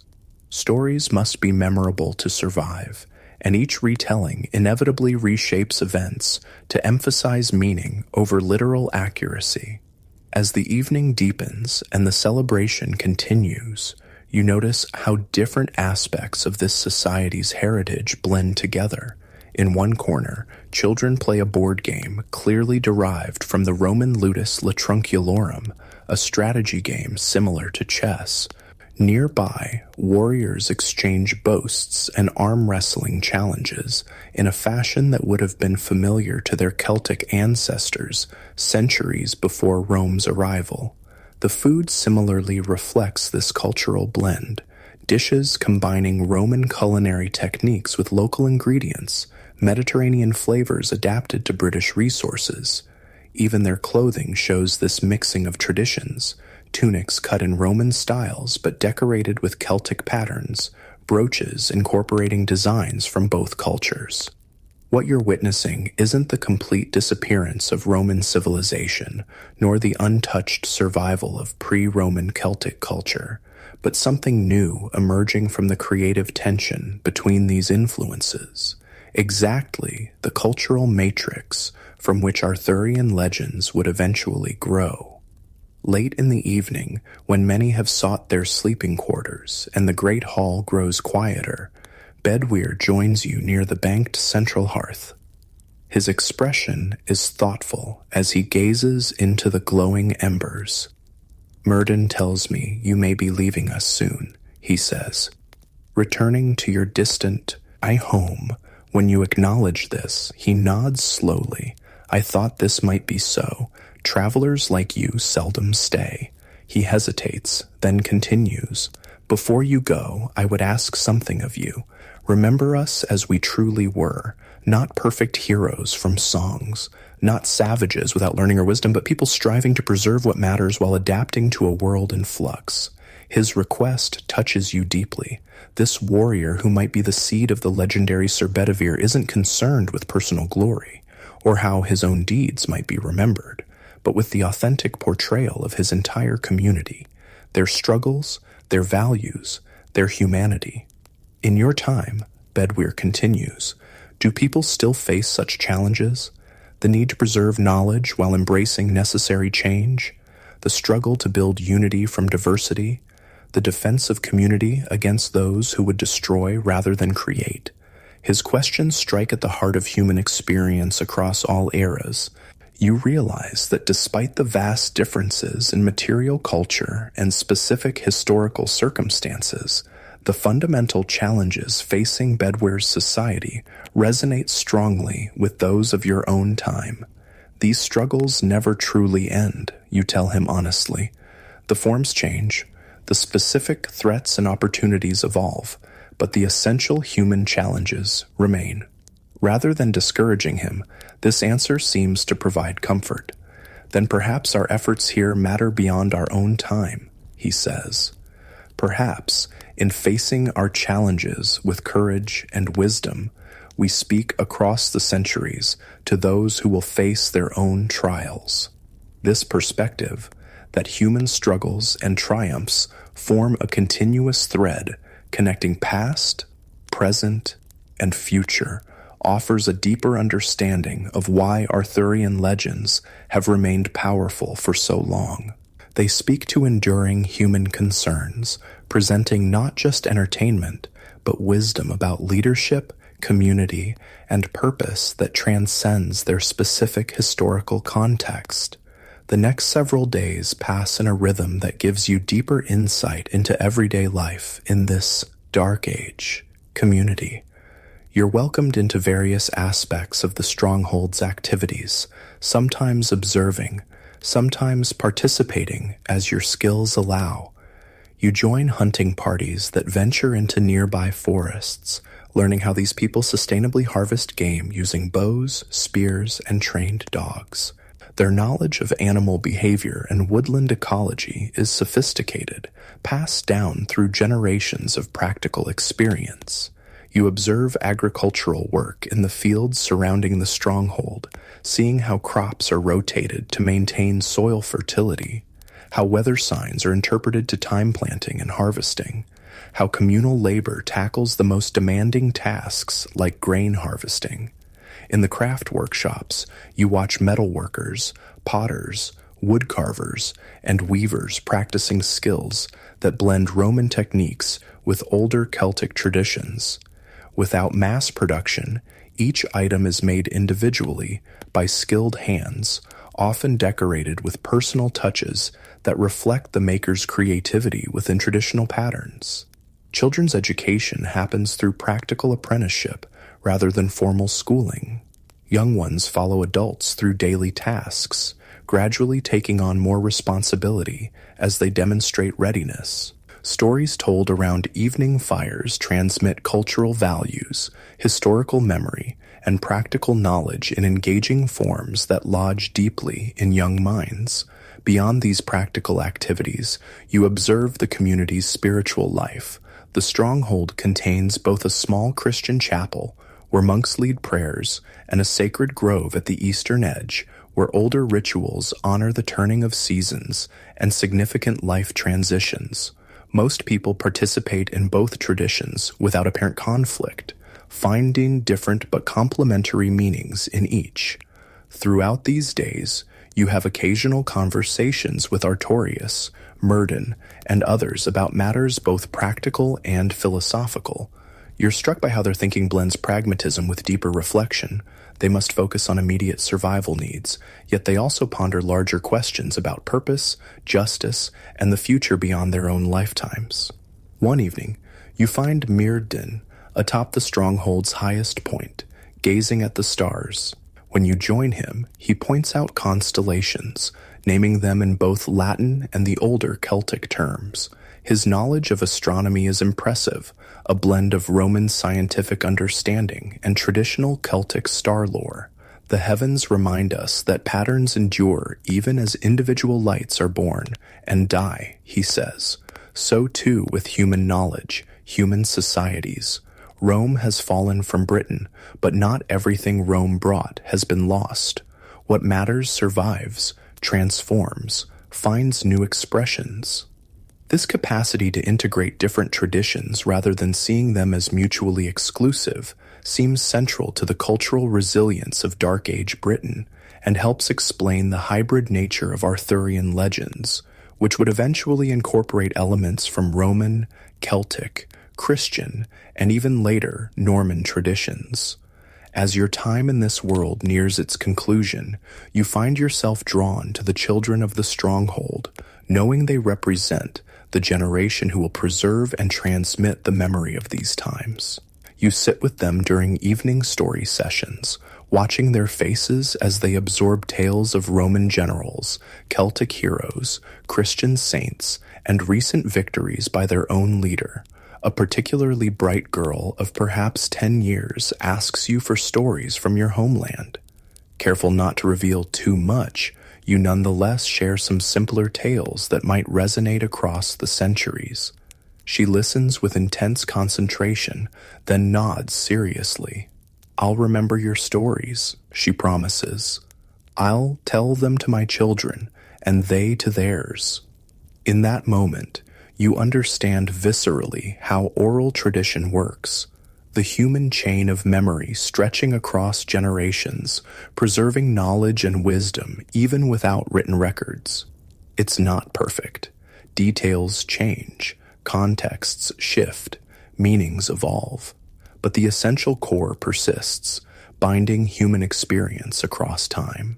On your final evening, Artorias hosts a smaller gathering in the Great Hall, just his closest advisors, key warriors, and you. The atmosphere is contemplative rather than celebratory.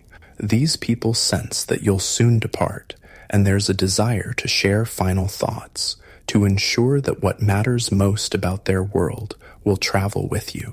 An older woman named Igraine, perhaps the seed of the character who would become Arthur's mother in later legends, speaks of the importance of remembering women's contributions to their society. "It is not only through war that we survive," she says firmly, "but through healing, teaching, nurturing, creating. These too are forms of courage, forms of strength." A warrior named Caius speaks of the honor code that guides their fighting. "We do not war for glory alone or for plunder," he insists. "We fight to protect what cannot protect itself, our children, our elders, our knowledge, our sacred places. A warrior without purpose